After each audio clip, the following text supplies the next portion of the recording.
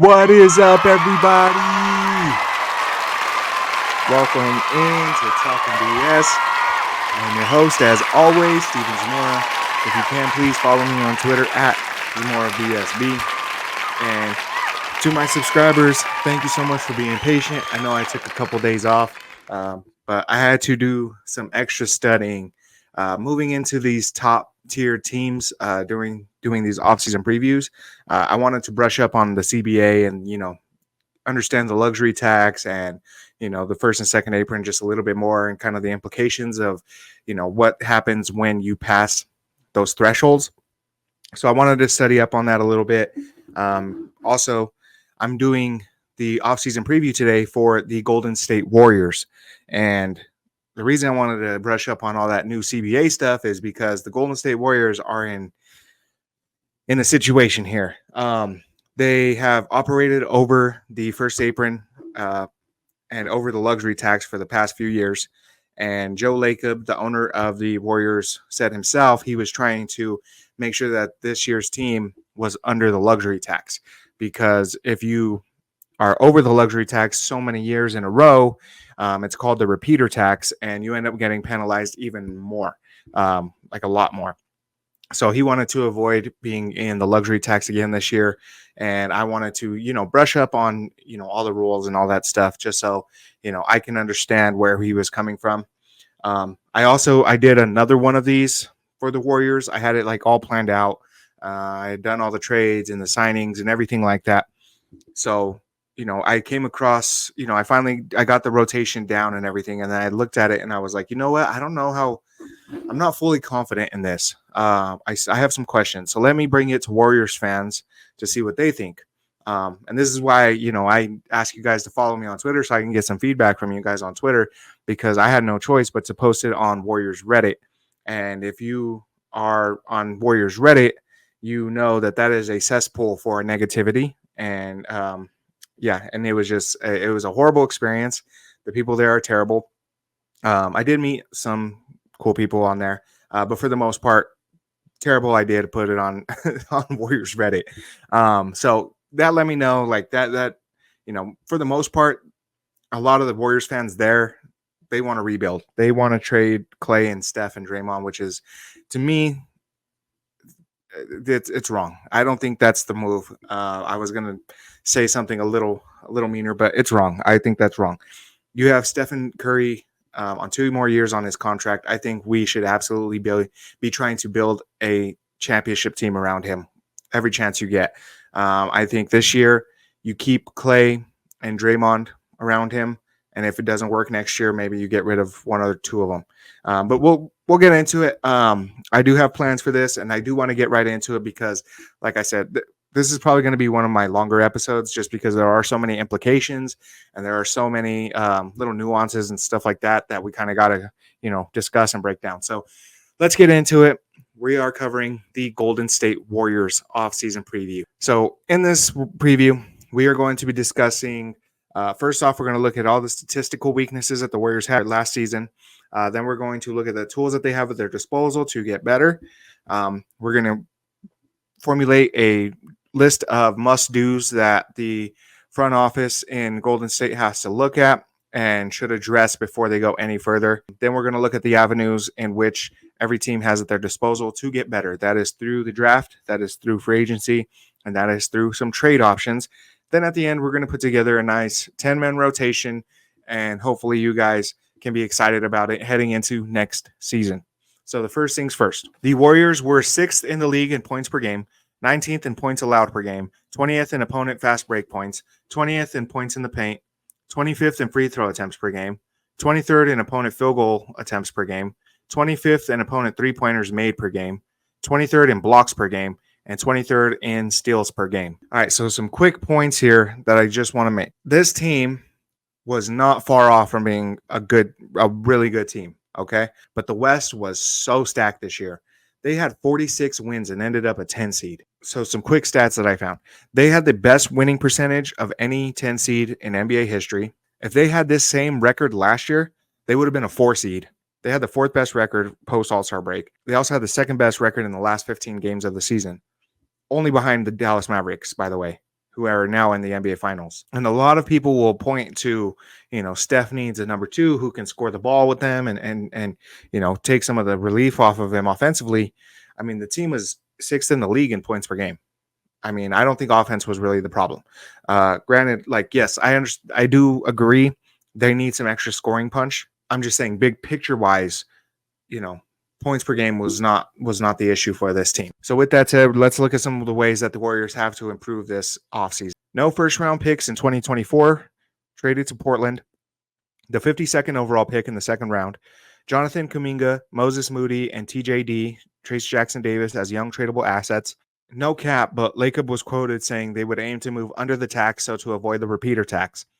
They own all of their firsts from 25 through 29 and just 1 second outside of 2024. I believe that's in 2029. So you have the 52nd overall pick in the draft this year. I trust that the Warriors front office will be able to make the best of it. They drafted Trace Jackson Davis last year, I think 57th. You have some big contracts. You have one big contract that you have to worry about this offseason, and that's Klay Thompson. He is an unrestricted free agent after this year. So let's look at some of the questions that the front office must address before they go any further into the future of this franchise. So, like I said, they can make a choice here.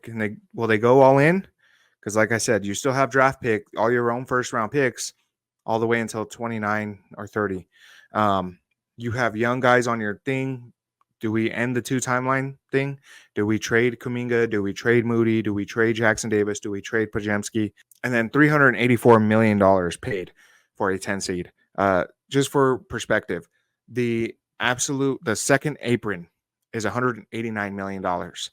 So this team paid $384 million. They paid almost $200 million extra for this team, only to end up as a 10 seed. A lot of that is the Chris Paul contract, right? Making $30 million a year. So yeah, you got some big things ahead of you. You got Klay Thompson's contract coming up. You got some big issues to deal with. We have to cut Chris Paul's non-guaranteed $30 million contract for cap flexibility. We have to sign Klay for $20 to $25 million a year and move on from Andrew Wiggins. And since you only have the 52nd pick in the draft, I'm not going to go into that. I haven't even studied up on second round picks for the draft so far. I got a good feel on the first round, but I have not gone so far into the draft that I'm into the second round or anything like that. So, but I do trust the front office to make the right selection. So we're not going to do the draft coverage on this one. So what we're going to do is head straight into the trade market. Because like I said, we have to move on from Wiggins. We have to cut Chris Paul's salary out of the books. And like I said, we have to re-sign Klay Thompson. Some big names out there that I've seen linked to the Warriors: Brandon Ingram, Donovan Mitchell. I know Warriors writers and fans, their dream scenario, like I said, is Giannis. Pretty much all the big names the Warriors are thinking about going in for. I went through these scenarios and I tried to trade for Donovan Mitchell. I tried to trade for Brandon Ingram. I tried to trade for Jimmy Butler. I tried to trade for all these guys. Unfortunately, Warriors fans, I'm sorry. I just don't think that's possible. I don't think you guys are going to be able to outbid anybody for these guys. And to be honest, I don't think you need to. Let's be real. I don't think you need to. I think what you need is another good scorer, right? Somebody else who can contribute a good 18 to 25 points a night. I think you need a bit more athleticism, especially in the front court. You could definitely use some size, some more shooting, because outside of Steph and Klay, Chris Paul was your third best 3-point shooter last year. And, it's Chris Paul. He's not a very good 3-point shooter. To me, somebody who makes perfect sense and checks all those boxes is a guy out in Washington that's going to be highly coveted. To Golden State, they get Kyle Kuzma and Corey Kispert. And Washington gets Andrew Wiggins, Moses Moody, and Trace Jackson Davis. This deal will save the Warriors $4.7 million on the books. So first off, yes, it saves the Warriors some money. You're going to need that cash to, sign Klay Thompson. And, the point is to try to get under the luxury tax, right? But you also get Kyle Kuzma, who, like I said, is a big athletic wing forward that can hit his threes, that can be a lob threat, can drop in 18 to 25 points every night, and be that extra scoring punch that you guys need in that front court. I think he's the perfect fit. Now, Kyle Kuzma, I've traded to a bunch of teams already in these other offseason previews, just means that he is going to be highly coveted. There are going to be teams that want Kyle Kuzma on their team because of the same reasons. He brings a ton of different positive aspects to a winning team. And he's kind of toiling out in Washington. He's a little bit older than the timeline that they have, but I will say I like this trade, especially for you guys, because I think Moses Moody doesn't get consistent playing time with you guys. He would be a great fit in Washington. Trace Jackson Davis as well. He would be a great fit in Washington. They have no young core out there. They literally have Jordan Poole, who you guys traded to them last offseason, and Bilal Coulibaly, and that's basically it. On their offseason preview I did at the beginning of this whole thing, that was like one of their goals, is to try to figure out who their young core is moving forward and build a foundation for that team. So I think if you send them a guy like Moody, you send them a guy like Trace Jackson Davis, they start picking up an identity, and then they know what to draft for. They know where to aim, right? They start building something serious there. And then Andrew Wiggins is there to, match salaries and stuff, but he's not a bad player. He had a bad year, but he's not a bad player. So I think we need to add one more creator to this team, one more person who can hit some open threes, and somebody who on the backcourt can really provide something different. Golden State gets Bogdan Bogdanovic. Atlanta receives Brandon Ingram, Larry Nance Jr., Gary Payton II, and Kevon Looney. And New Orleans receives DeJounte Murray, Clint Capella, the 2026 first from the Warriors, and a 2025 first from Sacramento via Atlanta, top 12 protected. This deal will add $130K to the Warriors' books. Let's look at it from the other team's perspectives real quick. New Orleans, you get DeJounte Murray and Clint Capella for Brandon Ingram and Larry Nance Jr. You also receive 2 first-round picks in the future. Picks are good for, trading or flexibility, stuff like that. If you end up keeping that Warriors pick in 2026, it could be pretty valuable because we're kind of building a 2-year team here.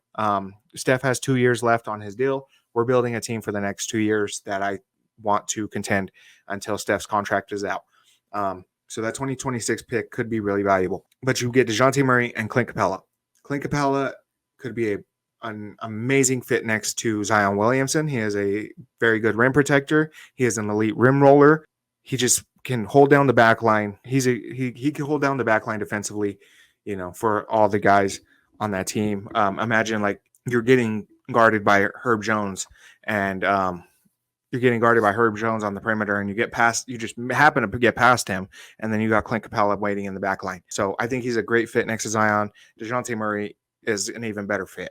You get a guard in there who can handle the ball, can still provide some offense for you like Brandon Ingram does, play some defense when he wants to, and I think he's just a great fit next to Zion. It's also a change of pace, and it's a good package you get back for losing Brandon Ingram, who seems to be on his way out. For Atlanta, you get Brandon Ingram, you get Larry Nance Jr., Gary Payton II, and Kevon Looney.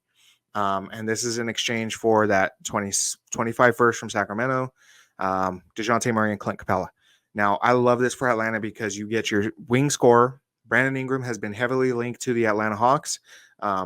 And a lot of people are trying to trade DeJounte and Clint Capella anyway so that they can make room for Onyeka Okongwu and, break up that backcourt pairing of Trey and DeJounte.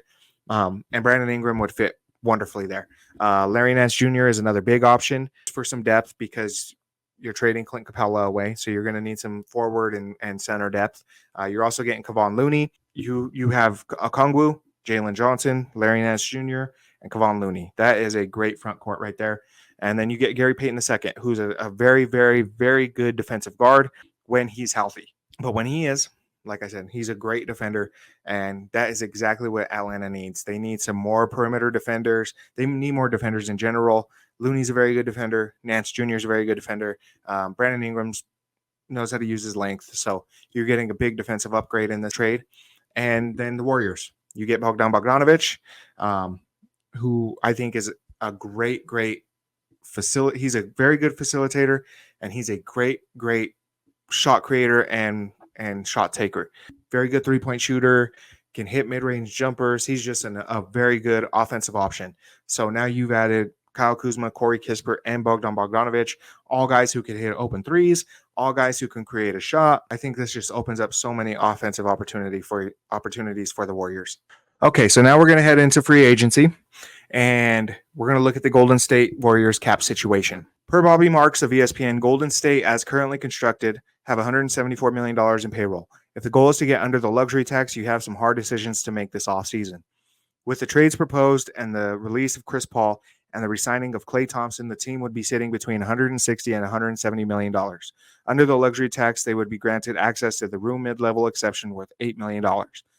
Just a little side note, Kuzma and Bogdanovic are also on descending salary. So that basically means that over the course of their contracts, I think each of them have like 3 or 4 year contracts, their salary actually descends. So it goes down, which is good because you're going to need that flexibility moving forward. And then I also provided the numbers for the salary cap, the luxury tax, the first apron, and the second apron there. And so, like I said, we're at around 160 to 170 million dollars. This is based off of the actual contract that we give Klay Thompson.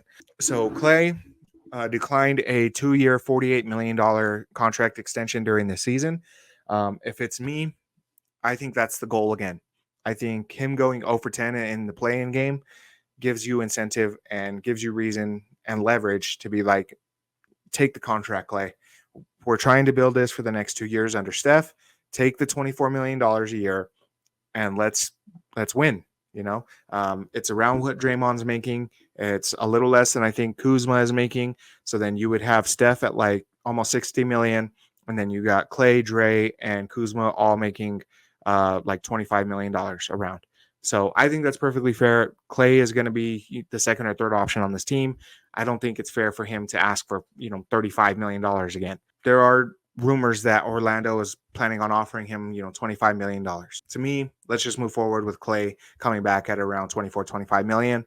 So that leaves us around 160 to 170 million dollars under the tax, which is 172. So we got about $10 million to play with.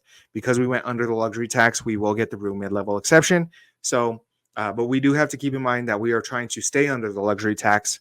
So that means we have to stay under 172, meaning if we use that room mid-level exception, we can't go over that. So there are some free agents here that probably would take that deal.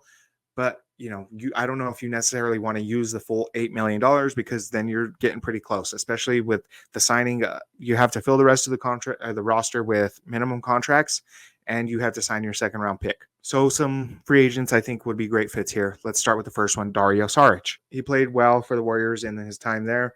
I think he's a change of pace, different look at the center position. So that's an option. Then we got Reggie Jackson, Patrick Beverley, Aaron Holiday, Dennis Smith Jr. We are going to need an extra guard that can handle the ball a little bit. You do have Steph, you have Pods, you have Bogdanovic now. So you got some decent options there as your main point guard on the floor at the time.